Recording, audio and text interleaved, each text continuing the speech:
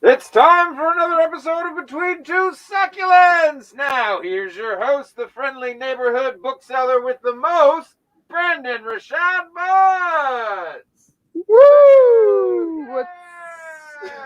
What's Yeah! up, book friends? Welcome back to another episode of my favorite show, Between Two Succulents. I'm Brandon Rashad Butts, here with you on another Tuesday to talk about another amazing read. Now, this week, I know it's a little early and, not quite fall, but I have a haunting story for you guys today. Let me go ahead and introduce our guest for you.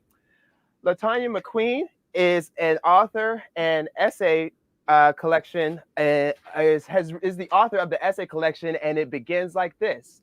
Her fiction and nonfiction has been published in Tri-Quarterly, West Branch, New Ohio Review, the Florida Review, Bennington Review, Passages North, Black Warrior Review, and many other journals. She's published, y'all.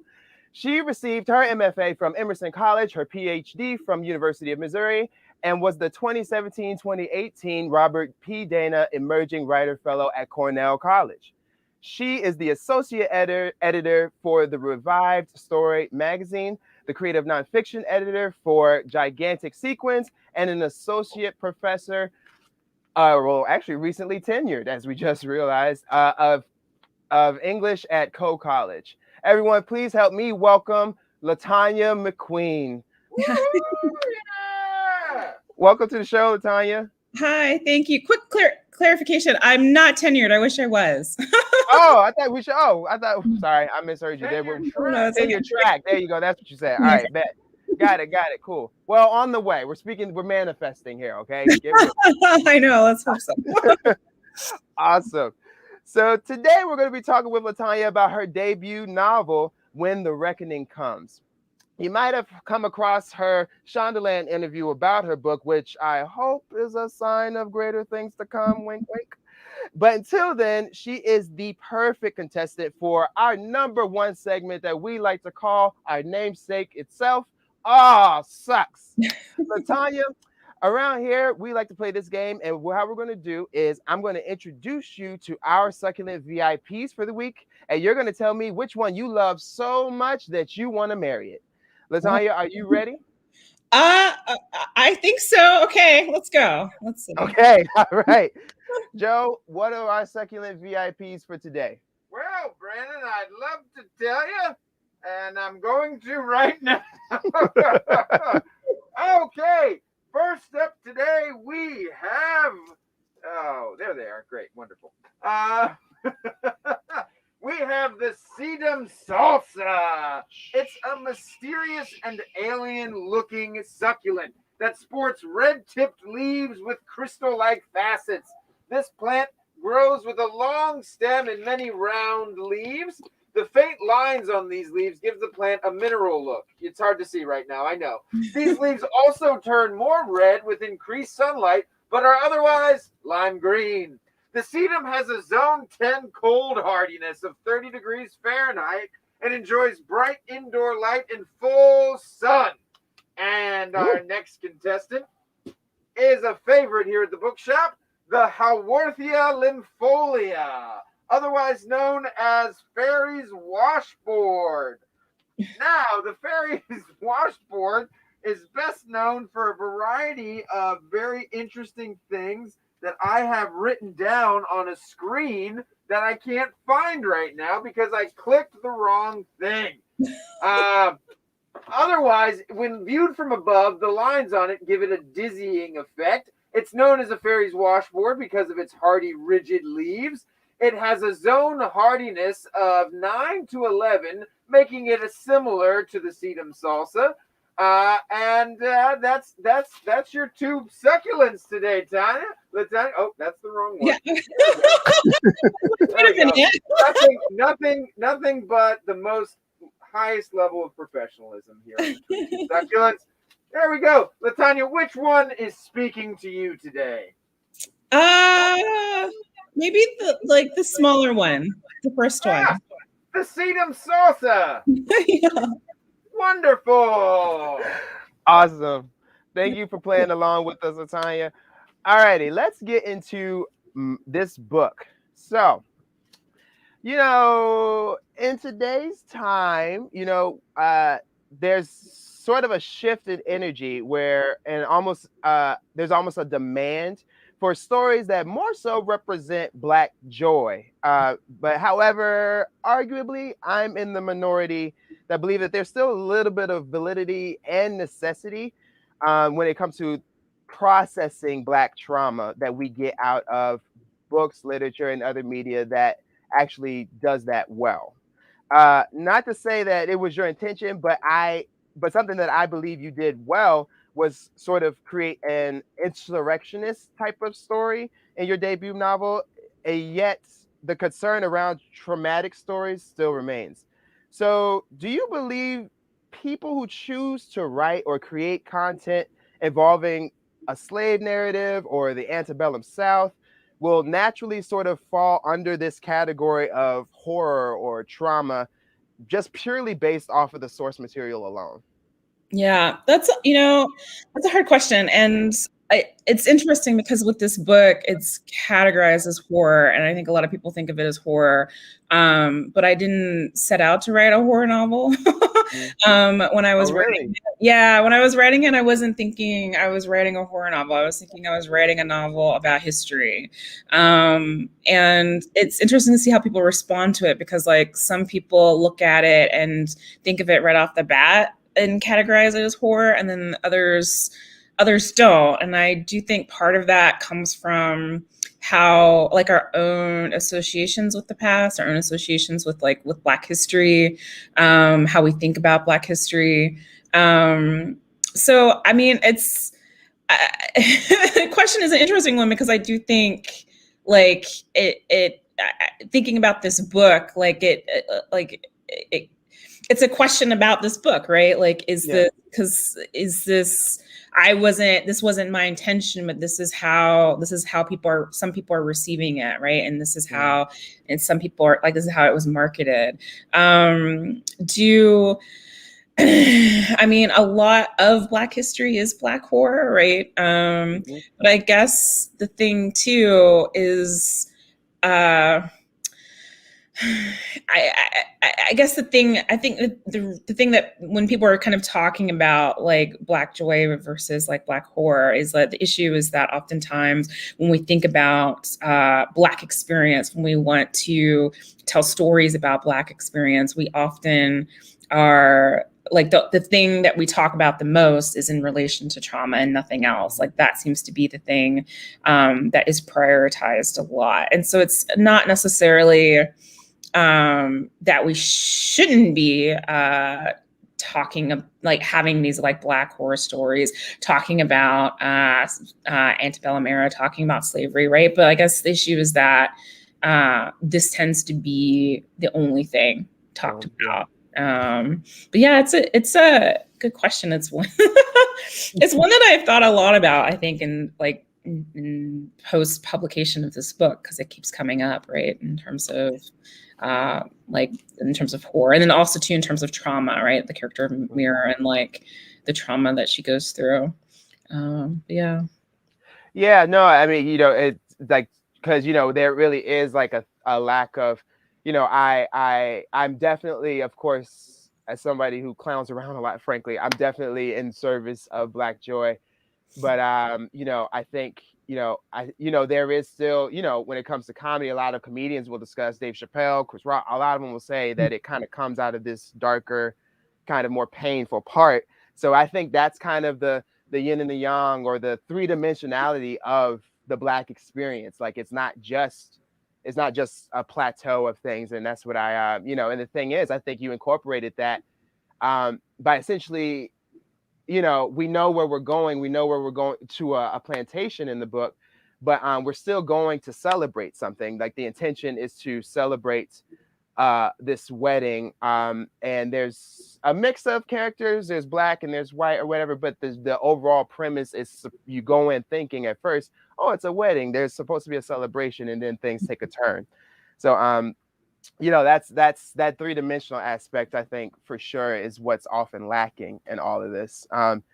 And you know, in your interviews about your book that you did a great deal of in-person research, like touring plantations that turned into public attractions, where there are reenactments of certain moments in history.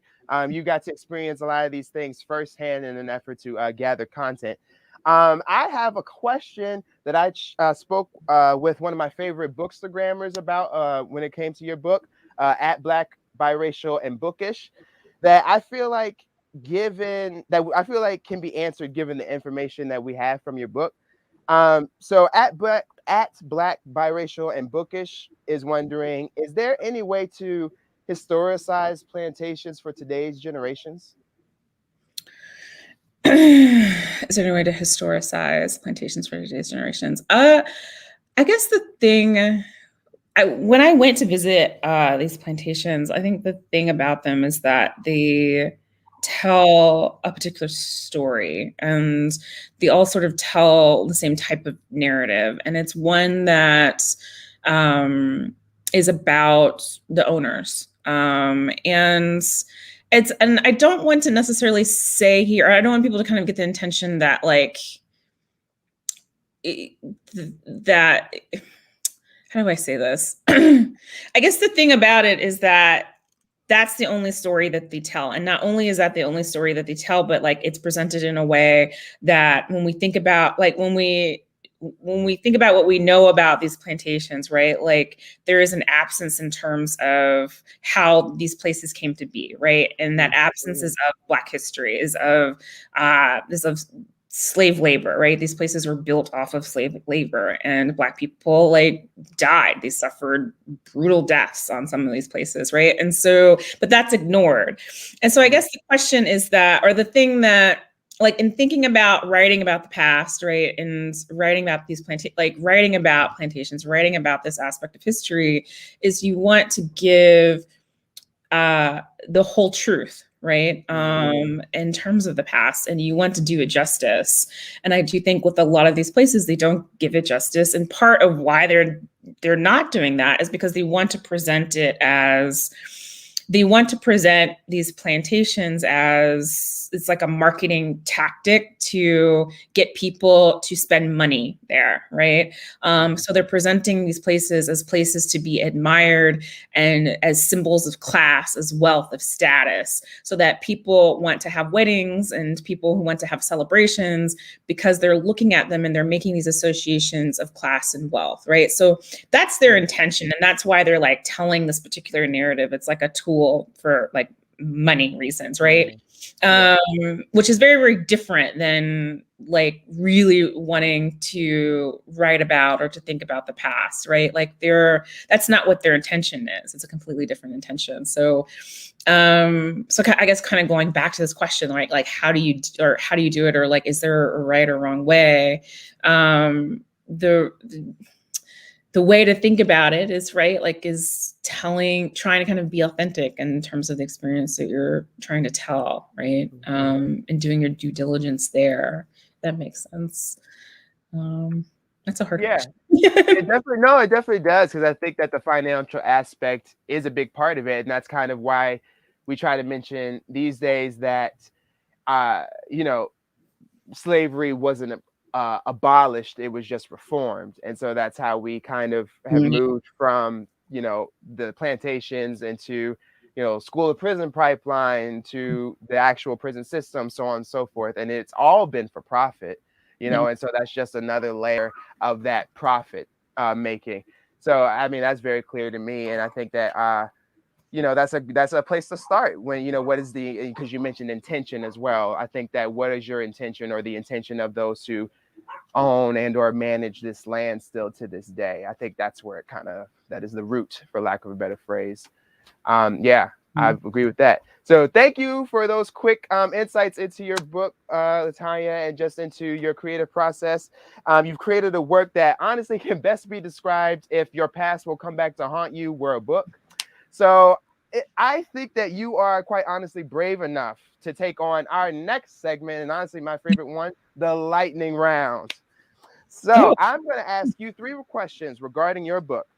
And for all of you watching out there on our stream, if you like, if you comment, if you engage in our conversation with us, then you are going to get the opportunity to win the prize of all prizes, a free copy of When the Reckoning Comes by LaTanya McQueen. It is a great book, and you want to participate in this conversation.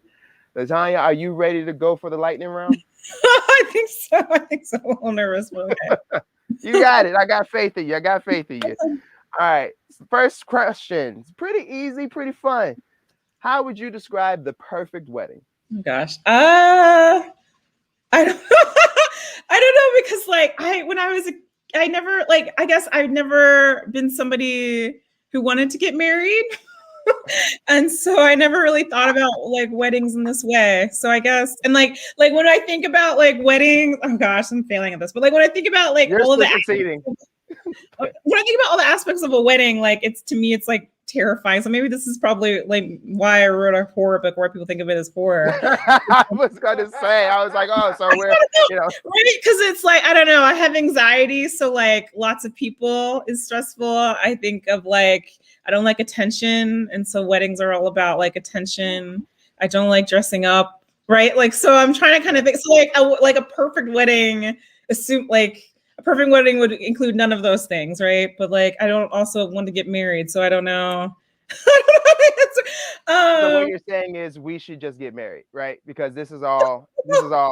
We did this. We do something called Hump Day Hits around here at Charm City Books. If you haven't checked it out, all of you check it out on our pages. They get released every Wednesday. We've got to been in this Vogue 70 questions inspired format, and one of my questions was describe your perfect wedding, and I literally said no wedding, just a big reception.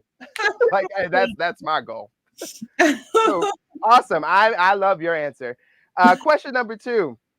I got excited when I came across this content about the Federal Writers Project and the New Deal, because I learned about that in college, and I literally had not heard anything about it from outside of like just reading and research or whatever. So I was just wondering if you could just give the viewers some highlights of those 2 organizations. Yeah, sure. So the Federal Writers Project, it was like a government project that was aimed to help like give jobs to writers out of work during the Great Depression. It was part of this larger New Deal initiatives as part of the WPA. The reason why I like included it in the book is because like one of the things that the Federal Writers Project did, they went and they collected slave narratives. So they went and they interviewed former slaves and collected their accounts.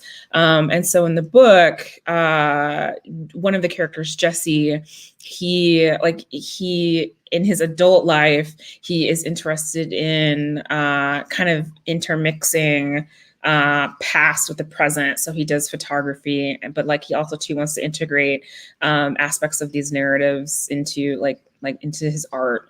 So it's like one of the larger sort of themes of the book is thinking about the relationship between the past and the present, right? And so this is just another example of that in like Jesse's work, in the character's work. Love it. So definitely you guys go check out more information on those organizations, because I definitely learned a lot back a while ago, and then it was cool to kind of see that information woven into the book. All right, final question. What is one thing that you hope people take away from the protagonist Mira's journey to confront the past? That's a good question. Thank you for asking it, because one of the things I think is, I feel like I'm worried about getting lost in the conversation about this book is like Mira's sort of larger predicament. And also too, like thinking about like, I think one of the criticisms of this book that I've read is that like how kind of going back to trauma, like why does Mira get exposed to all of this trauma. And so part of what I was trying to kind of write about is Mira is a character who has a lot of ingrained anti-Blackness, and it has affected how she sees herself. It has affected her interactions with her friends. It has affected her job and how she interacts with her students. And so part of this book, I mean, it's looking at the ways in which white supremacy, like it's looking at white supremacy in all its different forms. And I think we, in a lot of conversation about the book, like we can focus on and we can recognize it in terms of like the plantations, right? And having a wedding on these plantations, and the way in which we think about it in terms of the past, right? And the way in which Black people have been terrorized, have been subjugated, right? But also, too, another layer of this is like how is anti-Blackness, is ingrained anti-Blackness. And so part of like the arc of the book is like Mira also too coming to terms with that, having a reckoning with that. She likes the other characters in the book who I think we more easily identify as being racist. She also too needs to have a reckoning, and she has these visions in the same way that these other characters do, because there are things that she needs to face as well. So that's kind of the piece that I wanted more people to kind of pick up on and to think about, because I do think it's important. And I do think something that I see a little bit less of, and I would like to have more of a conversation about, is the way in which within the Black community, how we sometimes treat each other and how we think about each other.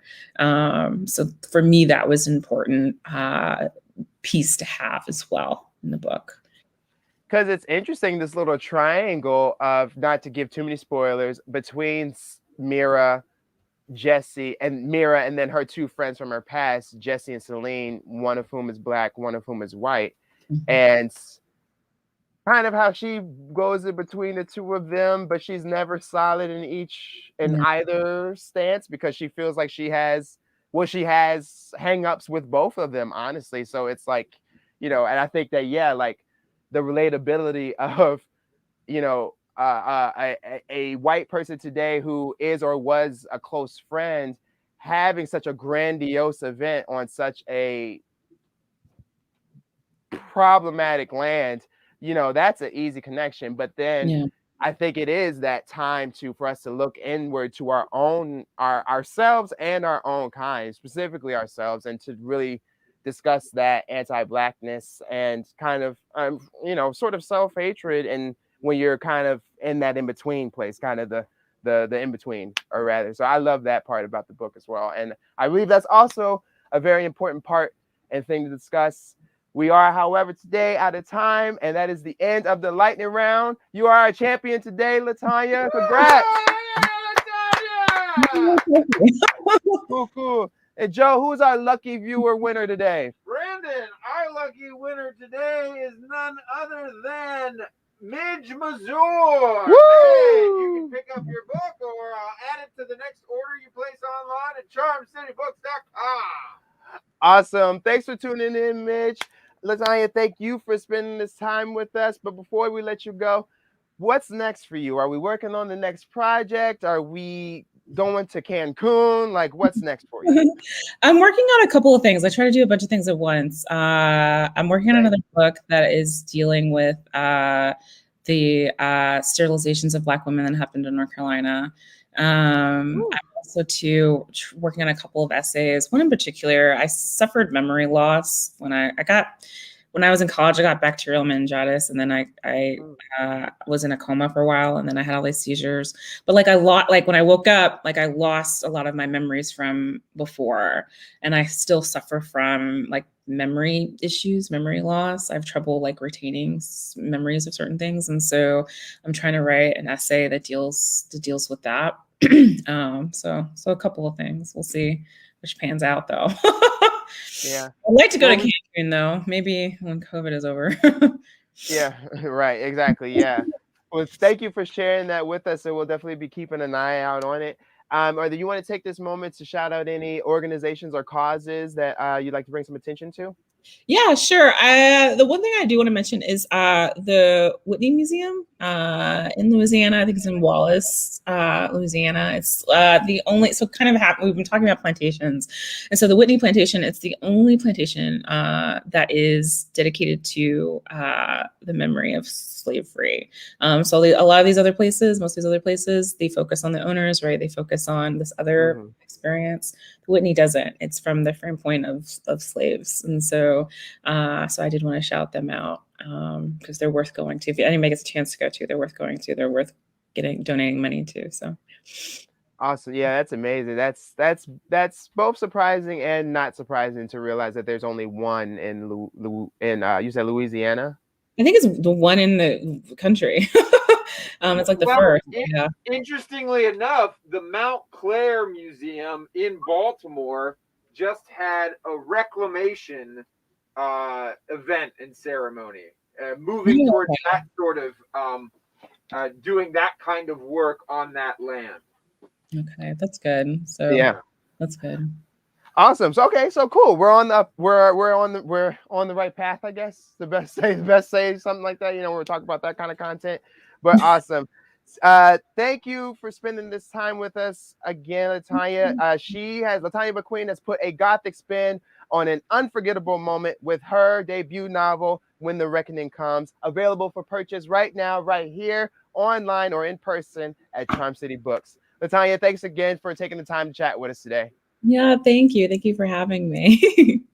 And thank you all for watching out there at your comforts of your home, or maybe at your workplace cubicle. Maybe you're back to school. Congratulations, kids. You're back in it. Thank you all for being here with us. And we were going to see you next week with another great book. Until then, stay cool, get vaccinated, mask up, and take care of each other. See you next time. Bye.